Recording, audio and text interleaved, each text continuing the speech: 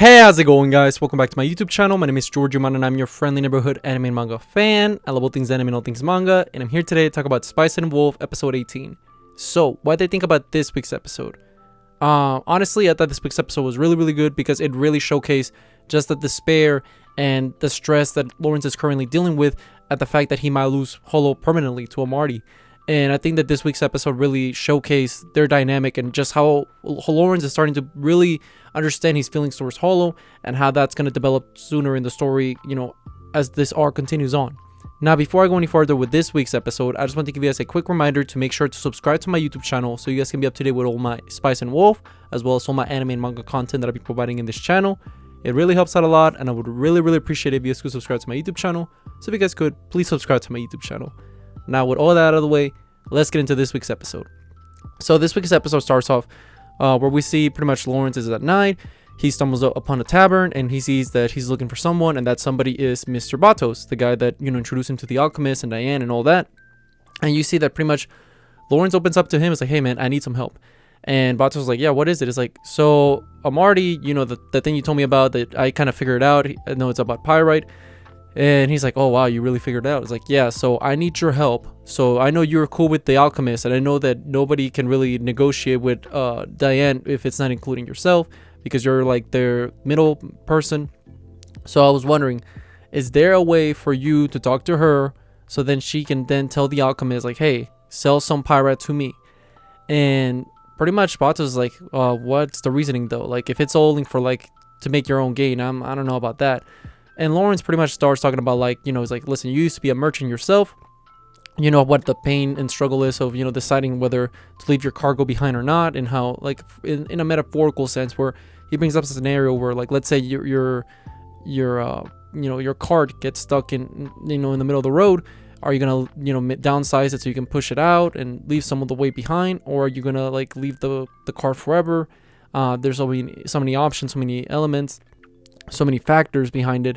And pretty much what the whole metaphor is about is like, sometimes it's worth fighting for that card. So like Holo, he's not willing to lose his cargo, which is Holo obviously. And once Bato hears that, like, that metaphor, he's like, okay, you know what, I'm down to help you. So then he goes, and tells Lawrence like, hey, you can go right now, knock at Diane's door and just say, hey, I'm here to buy a box of white feathers, as a password code name kind of thing. So then Lawrence goes and proceeds to do that. He meets up with Diane. They talk. He gives her the password, and as they're talking, Lawrence is like, hey, here's the plan. I need to buy some pyrite. And, I know you're the only one that can do it. And she's like, okay, I'm down for it. But I will let you know that somebody before you, like, I don't know how much pyrite I'll be able to give you, because somebody before you has already offered me to buy some pyrite.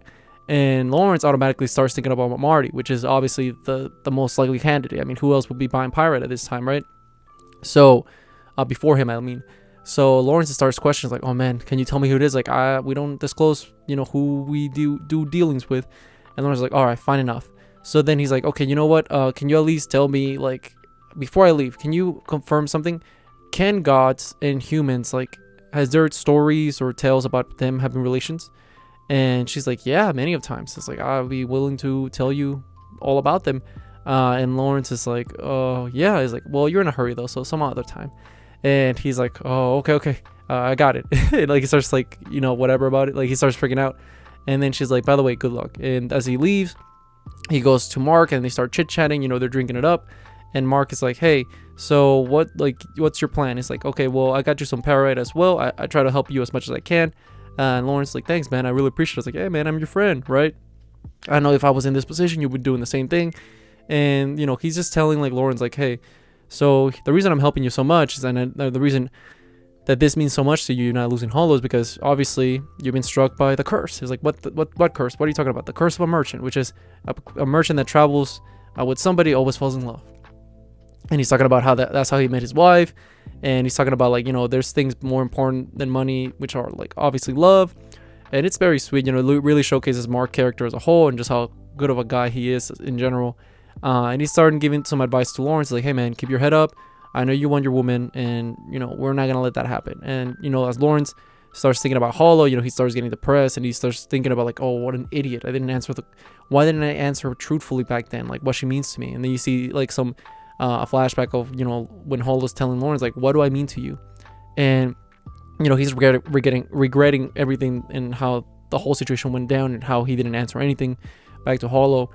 And, you know, later on you see him that he's like, you know what, I'm down, like I'm down to, you know, protect her. And you see that he's like, I'm gonna give her a proper answer next time. And you see that as the episode continues on, you know, so you see more Mark and her and him talking, and it's just very, very wholesome, you know, very good, like homey advice. They're talking to each other.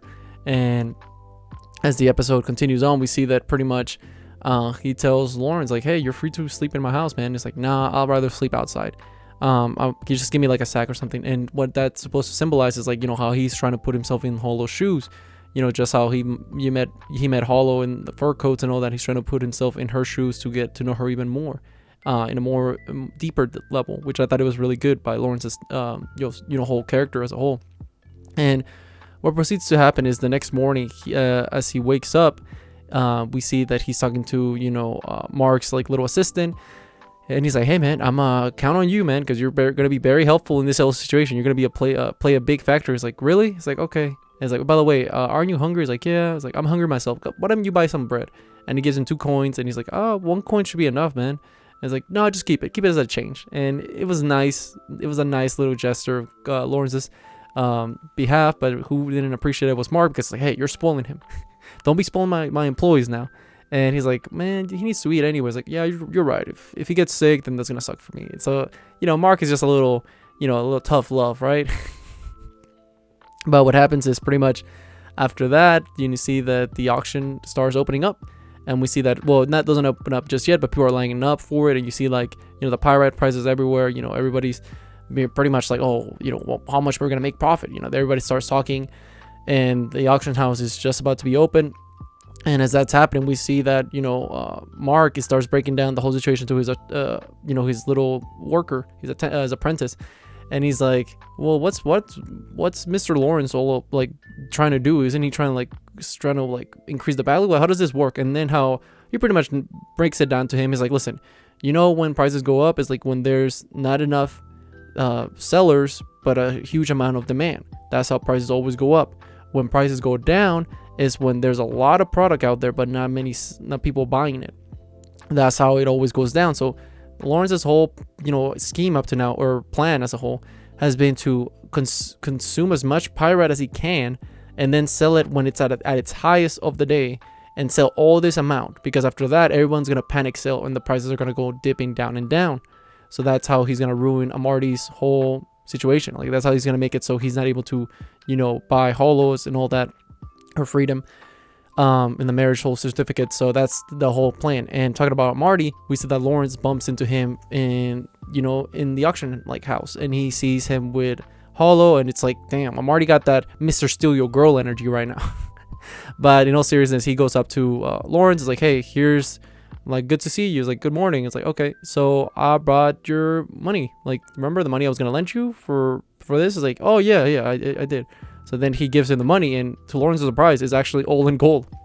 And like, Lawrence is like, what? Because it was supposed to be like 500 silver training coin, but instead it's like 23 gold coins. And Lawrence is like, this must have cost you a fortune to, like, you know, trade it off. It's like, yeah, but it's fine. Like, it wasn't too bad, I guess. So, and then he's like so startled by the whole situation that he, like, Marty has to tell him, like, aren't you gonna count it to confirm it? Like, Marty is in control of this whole situation. Like, you know, he has that aura towards Lawrence. Like, Lawrence is like, oh man, like, I might be screwed. And pretty much how the episode ends is like, hey man, best of luck, whoever wins. And the episode ends where pretty much it seems like the auctions house is about to open, and that's where the real meat and juice of the whole arc is going to begin, where we see pretty much like how the stock market works in some to narrow it down and simplify it. We're going to see a whole like stock exchange episode next week, so it's going to be very interesting, very educational for a lot of people. Now, with all that being said, what did you guys think about this week's episode? Did you guys love it? Did you guys hate it? Did you guys thought it was alright? Whatever you guys thought, let me know in the comment section down below. Also, thank you so much for sticking all the way to the end of the video. I really appreciate it. And don't forget to like, comment, and subscribe to my YouTube channel for more Spice and Wolf, as well as more anime and manga content in the near future. But yeah, with all that being said, I hope you guys have a great rest of your day. Bye-bye.